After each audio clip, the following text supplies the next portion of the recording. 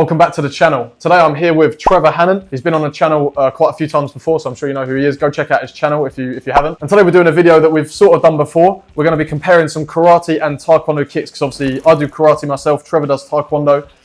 So we're going to be comparing the different style of kicking. So what we're going to do, we're going to pick about 5 kicks, I think, and I'm going to demonstrate the karate style and label a few points on the kicks. Trevor's going to do the Taekwondo style and do the same thing. So we're going to see how these kicks differ, because a lot of people sometimes assume that they're both exactly the same style, and they're not. There is definitely some differences. They are similar in a lot of parts, but today we're going to be highlighting some of the differences, and yeah, you can see for yourself. Also, if you are wanting to get your kicks and your flexibility to the next level in 2025, then go ahead to the first link in the description of the video and check out my flexibility program. It only takes about 15 minutes per day, so if you've got a busy schedule, it will fit right in. Go ahead to the first link in the description if you are interested. So the first kick we're going to be running through and comparing is the front kick. So in karate, we have a snap front kick, and it looks like this.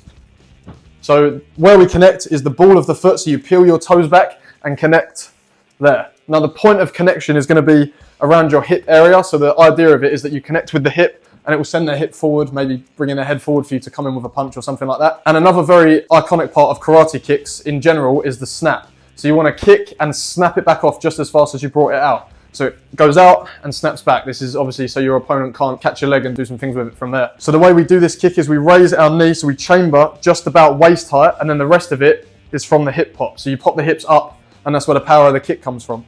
So you raise the knee, pop the hips up and back.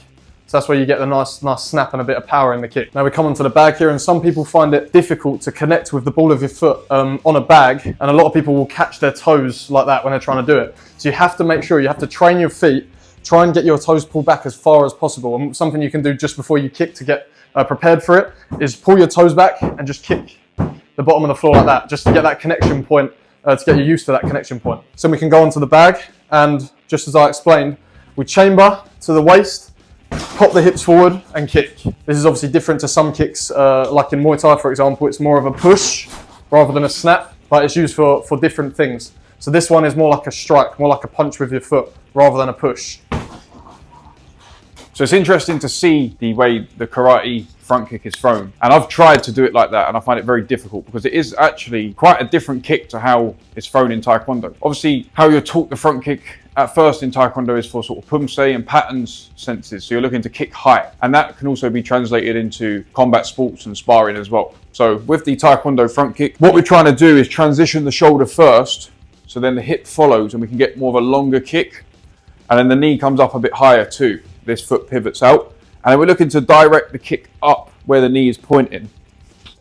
So the kick comes up, and it's more of an extended version, whereas the karate front kick is a little bit more compact and faster. The foot shape is exactly the same for Taekwondo, so we're hitting with the ball of the foot as well. And how I think it becomes really effective is it's just a direct line from here up to the chin is what you'll be aiming for. And then you come and bring it back in and reload. You won't see front kicks thrown as much in Taekwondo sparring as you would in karate combat, just because the Taekwondo stance is a lot more side on. So it's a lot more accessible for maybe a side kick or a back kick to be thrown. You'd have to readjust the hips to throw the front kick. And that's why front kicks, teeps and push kicks are really common in Muay Thai. So personally for me, I've always found front kicks the hardest to generate power onto a bag, because again, with that direct nature up to the chin, it's a lot easier to maybe kick a pad this angle downwards. That replicates the kick training a little bit more. But when I'm kicking the bag with the Taekwondo front kick, I'm looking to aim for maybe the midsection, and I just go a little bit lower with the kick. But what changes to the karate style kick is the hips just come into it a little bit more, and we get a little bit more extension as we're looking to kick through the opponent, rather than throw the snap kick to set up other kicks. The next kick we're going to be comparing is the hook kick. Now this one is one of my personal favourites. And one of the definitely main points of the karate hook kick, I think, compared to the Taekwondo hook kick, is that snap back again. And it's quite specific to the karate style.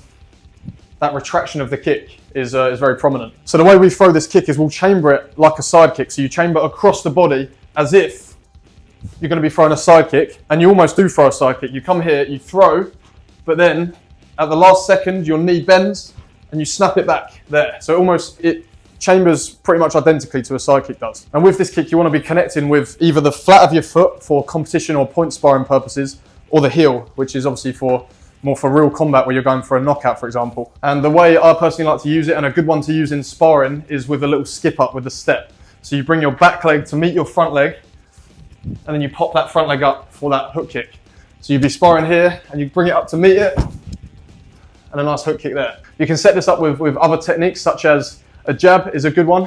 So you can set it up with a jab, and then straight away, come up and bring your hook kick in. So, jab, hook kick. So again, on the bag, if you're looking to do point sparring, if you're looking to obviously score a point rather than do damage, you want to be connecting with the flat of your foot. So you'll get a slightly different sound on the bag. You'll get like a slap rather than like a heavy indent. So like this. Obviously there was no impact on that, it's just a light tap to ensure you get your points scored for competition. Now if you want to go for the real combat sort of adaptation, you want to be connecting with your heel. So pull back the toes and get your foot angled correctly so you can dig that heel in. Now this one would deal more damage, it would also have a little bit less reach though, because obviously your foot is a bit longer when it's angled to hit with the flat of your foot. So when you connect with the heel, and obviously you can see that I'm going a bit deeper in the bag. Obviously the sound is different. It's not as loud, but it's definitely, it's creating more of a deep impact sound, and that'll be better for your real combat scenarios. So I've had the advantage of going second in this video, so I get to see the way Nat is breaking down the karate kick first, and it's great to see the comparisons and how different it actually is, because that retraction on the karate hook kick is a skill in itself, and it requires a whole different selection of muscles and muscle control to perform that movement. Because in Taekwondo, for hook kicks and any hook kick variations, we are taught to extend our hip fully into the target. So rather than flexing the hip flexor, you're extending it. Will it hear that? So with the Taekwondo hook kick, we're looking to kick through the target again. So the way we approach it is very similar. So the first sort of 70% of the kick is very similar to karate. We come up into that side kick chamber position. We extend out, but what we're looking to do here is draw a line with our knee from here all the way over to here. And that is our hip extending. And then when we get to here, we can hook off the kick. And that allows us to go through the target. So throwing it in natural speed, and we can get that nice whip motion through, and then the hook comes right at the end just to retract and rechamber that kick. Now in terms of sparring, the hook kick is great off the front leg because we can bring it up to disguise it like a side kick, and then we can even use the side kick to throw and then throw the hook kick upstairs. So we can come up, throw a little side kick as a distraction, retract back in, and then throw the hook as like a double kick. And you can create that sort of illusion how, you know, a boxer will go downstairs for the jab and upstairs for the cross. It's the same sort of thing. So we're going downstairs for the side kick and then up to the headshot for the hook kick. Now, obviously, if we're looking at point scoring, hitting with the bottom part of the foot is where we want to be landing, as that's where the point sensors are. And again, like what Nat said, hitting with the heel will deal a lot more damage. So the next kick we're going to be comparing is the spinning hook kick. Similar to the hook kick, it has a similar sort of movement, but with this one, in karate, we sort of have two ways that we can do it. So we've got the same sort of movement as you saw in the hook kick previously, just with a spin. So if you come to the normal hook kick preparation, you'll be preparing like a side kick and hooking the kick out like that. With the spinning hook kick, it's the same thing, except you're rotating on the front foot, on the ball of your foot, and then you're at the same position. So from here, you'll chamber like you did before, and then hook the kick out like that. So look a little bit like that. And that one is mainly used for point sparring. So with that variation, we're going to be connecting with the flat of your foot. So we'll be sparring here. Maybe you could set it up with a cross, come off, and then you can send that less powerful but faster variation of your spinning hook kick. Next up, we've got the second version of the kick where we'll follow the kick all the way through, which is obviously going to deliver a lot more power, a lot more impact. And this one is going to be used for more combat situations, if you were involved in a full contact fight, for example. So with this one, you'll be chambering it the same way. You'll be spinning, chambering. The only difference is that this time you're going to be cutting straight across the target rather than hooking back. You extend and cut straight through. So there's not as much retraction, obviously, maybe more likely to get caught, but I think this kick, if done correctly, is gonna turn the lights off anyway. So with the first variation, I think the kick comes out a bit faster, but with this variation, I think you can get a faster spin because you're able to let it go. You don't have to control it, you can send it straight through. And with that in mind, I almost changed the way I spin on my foot. So with the first one, I might set it up and almost set my foot up first so I can get my foot in place to get that control to snap it back. Whereas on the full contact spinning through version, I will just plant my foot and then use the momentum and just rotate my whole body round like that.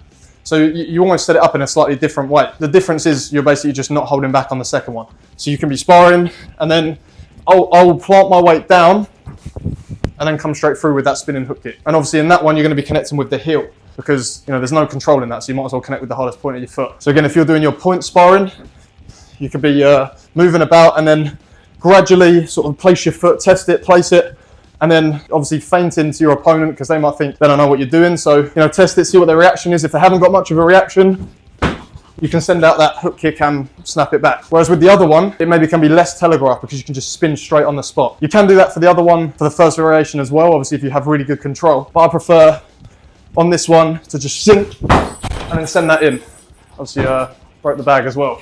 So it's got a lot more power behind it. Yeah, so as you can see, the bag's still broken. That second variation is super powerful, and that is the most similar one to Taekwondo spinning hook kick, where again, we're doing exactly what we do with a hook kick. We're cutting through that target, but we're just getting that added rotation for the spinning hook kick. So from a technical standpoint, it is actually very similar. That second variation, we're looking to spin on the bottom of the foot, use our arms for momentum, and then we're extending that hip through and coming round. The only thing I see slightly different that I do over what Nat does, it might not be a martial arts specific thing, but might just be an individual thing, is I just send my head to the floor a little bit more, just as a counterbalance. So as I come round, my head comes nice and low to the floor, just so I can get a counterbalance and really extend that hip. But again, that could just be an individual thing. In terms of the Taekwondo spinning hook kick, is more where you place it in the sparring and the combat rather than how you throw it. So it is very similar to other martial arts, but it's more used as a counter attack. So if someone throws a turning kick or a roundhouse kick towards me with their